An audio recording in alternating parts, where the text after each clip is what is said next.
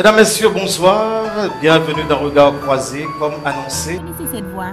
C'est celle de Georges Bellec. Haïtien d'origine, après des études classiques au collège Notre-Dame du Cap-Haïtien, rentré à Port-au-Prince pour des études universitaires, où il a étudié les lettres à l'école normale supérieure, la sociologie à la faculté d'ethnologie et des études de droit.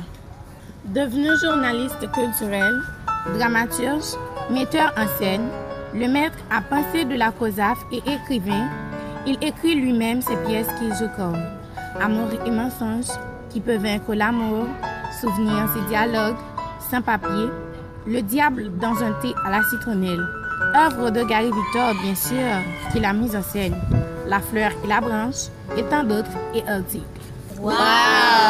Ce n'est pas tout, il a encore d'autres chapeaux.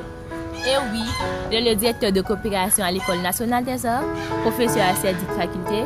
Il est l'animateur principal de l'émission télévisée la plus populaire et la plus chaude en Haïti, Regard Croisé, diffusée sur la télévision nationale à Port-au-Prince et dans toutes les grandes villes de province du pays, et aussi sur la télé Anacarona à Orlando. On sait qu'il a fait des merveilles dans le cadre de la francophonie. En 2009, il a animé des ateliers dans le cadre de la première édition du Forum des jeunes ambassadeurs des Amériques à Montréal. Et en 2010, il a encore animé des ateliers au Nouveau-Brunswick au Canada.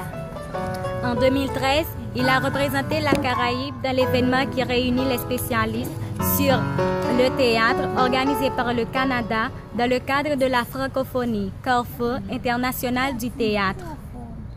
On doit souligner que la COSAF est partenaire du sein de la francophonie des Amériques depuis 2009.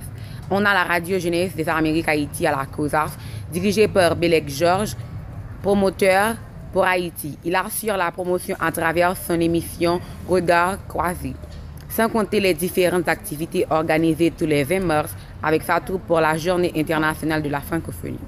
En 2014, avec le Centre de la francophonie des Amériques, il a animé des ateliers à Atlanta, auxquels participaient des acteurs hollywoodiens, d'où plusieurs articles en parlaient. On saurait parler de héros francophones dans notre milieu pour ne pas penser à cet homme, ce passionné de mots, de lettres, de poésie et de la scène.